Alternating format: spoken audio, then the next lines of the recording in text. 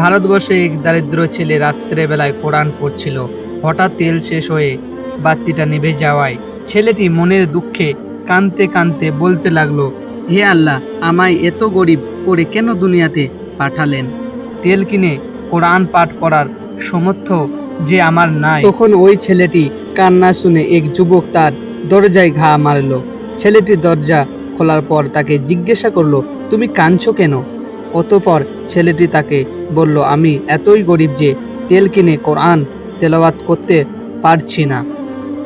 যুবকটি বলল, তুমি কেঁদো না, আমি তোমার জন্য কেরোসিন নিয়ে আসছি। কিছুক্ষণ পরে যুবকটি কেরোসিন কিনে এনে বলল, আমি জীবনে আর মদ খাবো না। এতদিন যত টাকার মদ খেতাম, এখন থেকে সেই টাকা দিয়ে তোমাকে কোরআন পড়ার জন্য কেরোসিন কিনে দেব। ওই রাতেই যুবকটি মারা গেলেন। কিন্তু সেই মদ খেতে বলে এলাকার লোকজন কেউ তার দাফন কাফন করতে চাইল না। এমনকি তার লাশ ওই এলাকার কবরস্থানে দাফন করতেও দেবে না বলে জানালেন। অতঃপর যুবকটির লাশ জঙ্গলে ফেলে রেখে আসা হলো। কিন্তু আল্লাহর কি কুদরতি মহিমা! 3 দিন 3 রাত অতিবাহিত হওয়ার পরেও লাশটি সম্পূর্ণ অক্ষম অবস্থায় ছিল। বনের কোনো হিংস্র জন্তু জানোয়ার ছিঁড়ে খাবে তো দূরের কথা, একটা পোকামাকড়ও তার মৃতদেহ স্পর্শ করেনি। এমনিভাবে 4 দিন কেটে যাওয়ার পর ওই এলাকার 3 জন আল্লাহওয়ালা লোক স্বপ্নে দেখলেন যুবকটির লাশ দাফন করতে হবে।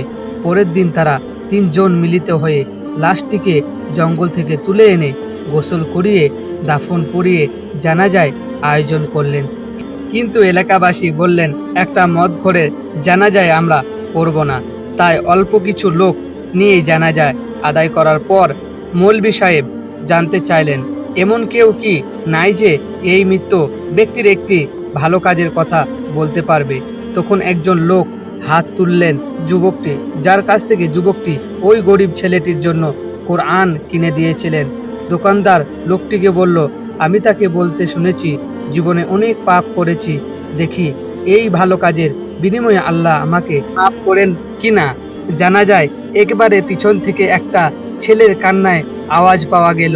এই ছেলেটি হলো সেই কোরআন পাঠ করা ছেলেটি যে উপস্থিত সবাইকে উদ্দেশ্য করে বলল, আজ রাতে আমি স্বপ্নে দেখেছি যিনি আমাকে কোরআন পাঠ করার জন্য 1 টিন কেরোসিন কিনে দিয়েছিলেন। তিনি বিশ্বনবীর সাথে জান্নাতে প্রবেশ করছেন।